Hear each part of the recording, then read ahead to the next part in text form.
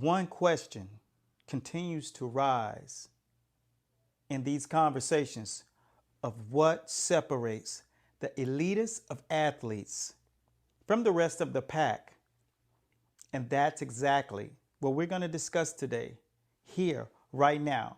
But before we get started, I'd like to introduce myself. For those of you who have never watched this channel, boy, you are kind of late to the dance. My name is Eric A. Bradley, and this is where we break the fight world down, round by round. Back to the topic at hand. The intangibles versus tangibles are the things that create the separation. There was a legend. He was a fighter. Some of you may know him. His name was Sugar Ray Leonard. He always referred to this unique characteristic when it comes to the elitists of fighters. And this characteristic was something that you really couldn't identify through words. You could never verbally say what it was, but you knew it when you saw it. You knew when you saw an athlete that possessed it or any public figure. They just have it and it permeates. Sugar Ray Leonard alluded to saying that this characteristic, when you see people with it, you know it. But when you want to title it, we title it, it's that thing that has no name. Let's break down an athlete, for instance. Let's start with Zhang Weili of the UFC, former world champion, who has all of the characteristics of an elite world-class fighter. Speed, power, electricity. These are all things that we consider tangibles in the sport. But one thing that you have to pay attention to is not only the work ethic that she possesses, but when it comes down to intangibles, there's that unique attention to detail that these individuals understand from top to bottom. When you look at Zhang Weili, you look at someone who will come with every ounce of ferocity, and she will sacrifice it all. The difference between an elite level fighter of that nature and those who are never mistaken for legends living currently in today's sporting world. Why and what is the difference between an athlete like Zhang Weili and the ones who pretentiously will end up flawless? You know what that characteristic is? It's not showing up at the gym early or leaving the gym late.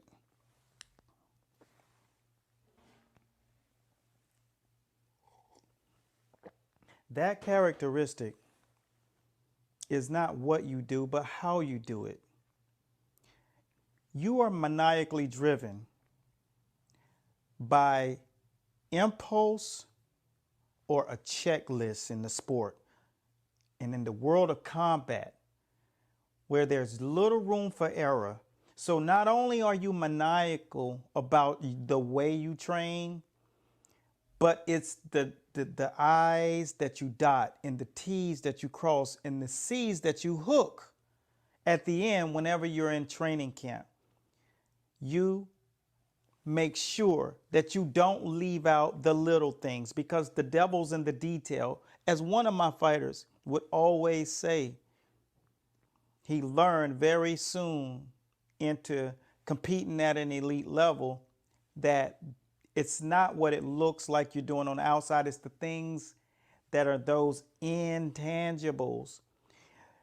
Paying attention to the book, what we call the boxing Bible, the details are uber important, knowing the details, making sure, excuse my French, that you're going into this thing with all awareness and consciousness of what is possible and what possibly can happen. Having your checklist of possibilities, rights, wrongs, preparation, and simplify it. And that's one of the tougher things to do in the combat world, is to take a complex situation and make it simple for those who have to give the instructions, and the trainers, the coaches, the people who are just in the corner working and being of aid. And these are the things that we need when we're at the point of creating and building a legendary fighter. Now, all of the things that we know that Zhang Weili has, one thing that's apparent, if you watch the fight with her and Joanna Jędrzejczyk, you saw that she got hit a lot. One thing that those type of athletes have that characteristic that has no name is they pay attention to what they do wrong and how someone can counter them. And then they drill, and they drill those muscle memories until they're flawless. We take this conversation to a place where we say, in the real fight game at the highest levels, you do your drills and exercises until you get it right. And then you do not stop doing it until you can't get it wrong. And I hope that makes sense. You just can't get away with doing the drills and saying it's done. The next individual that we'll look at is Shevchenko, who's very, very detailed oriented. What is so unique about someone who has the ability of a Shevchenko? She's fought the elitists. She's proven that she can solve any puzzle.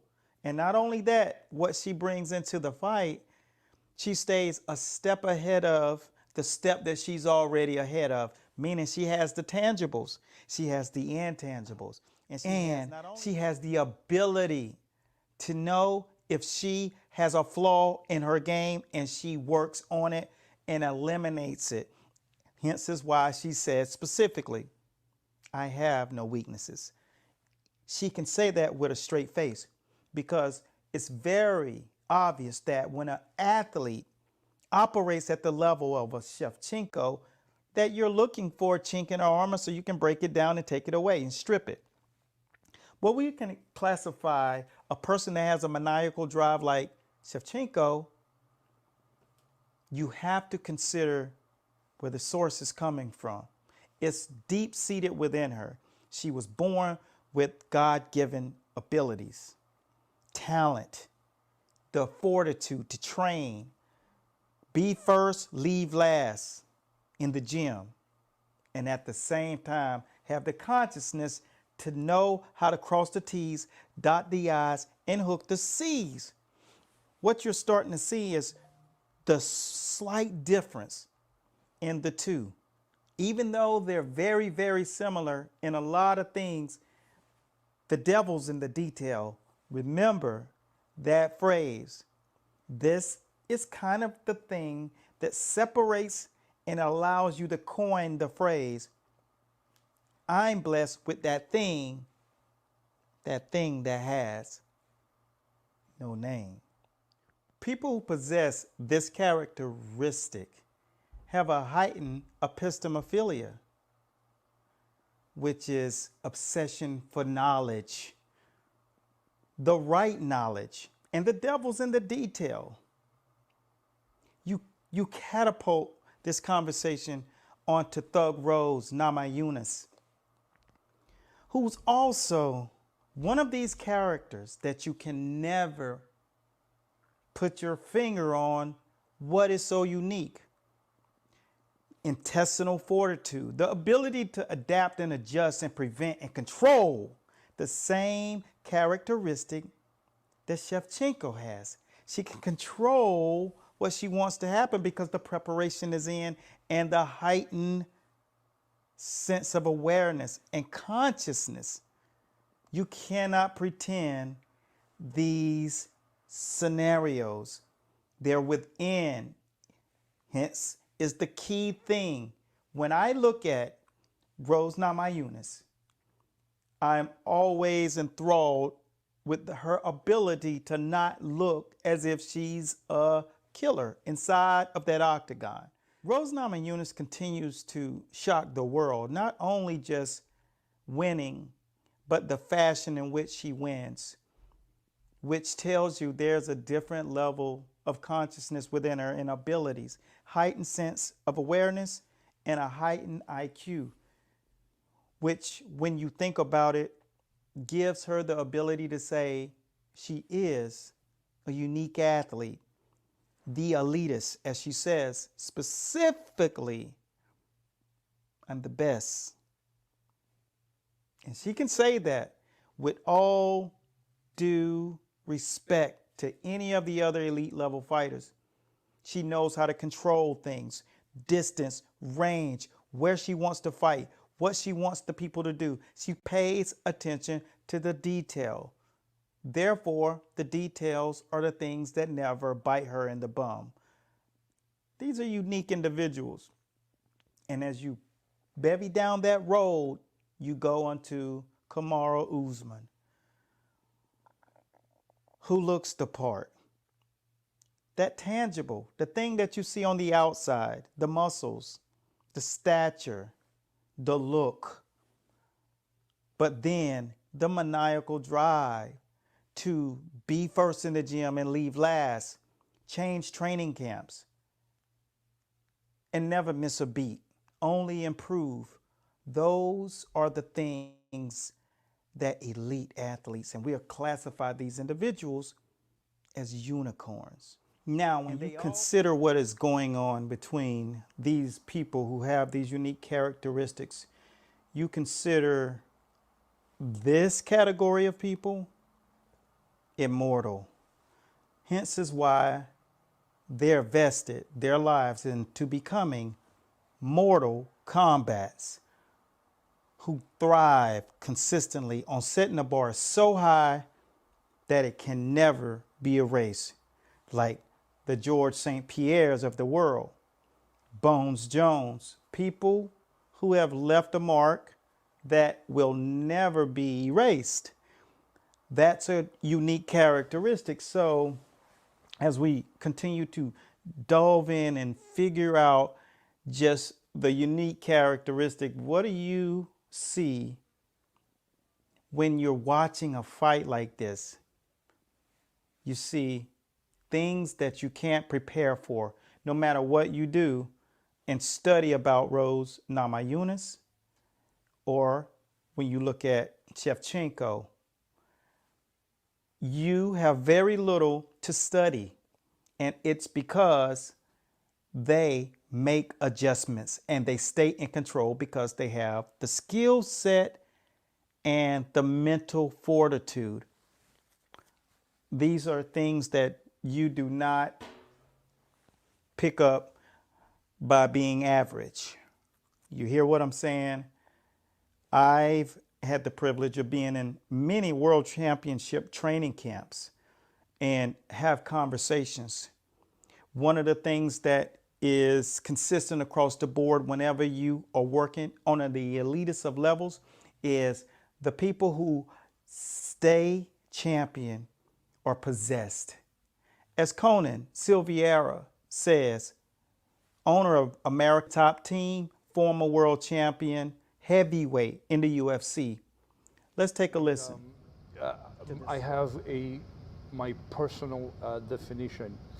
When you use the word obsession, you are obsessed in something. Kind of an obsession kind of gets you to the, scary movies. Then you say, oh my God, I'm going to see a scary movie. No, the obsession, and that's the way you choose to use the word, then is going to really pull the power out of you. Yeah. You have to be obsessed. Yeah. You have to have obsession. Yeah. obsession is used in such of a positive way, then you have no idea the power of being obsessed. So when you are on that level, when you think like that, you really don't see a impossible.